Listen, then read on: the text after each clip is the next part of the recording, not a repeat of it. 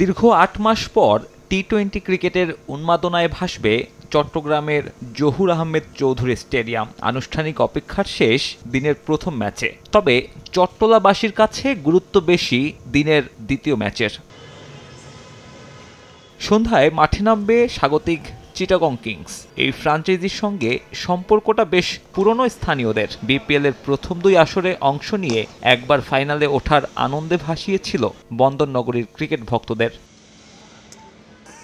এরপর থেকে নিত্য নতুন নামে নানানভাবে বিপিএলে চট্টগ্রামের প্রতিনিধিত্ব করেছে অনেকেই, তবে সাফল্য আসেনি। 12 বছর পর টুর্নামেন্টে প্রত্যাবর্তন ঘটানো কিংস যখন ঘরের মাঠে নামবে, তখন আছে টানা 3 ম্যাচ জয়ের সুখস্মৃতি।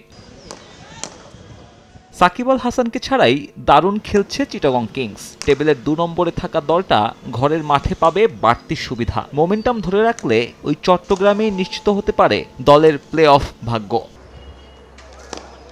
পরীক্ষাটাও অবশ্য সহজ।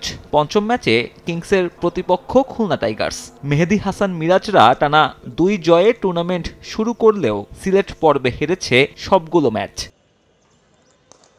তাতে টানা 3 হারে টেবিলের 4 নম্বরে নেমে গিয়েছে টিম টাইগার্স।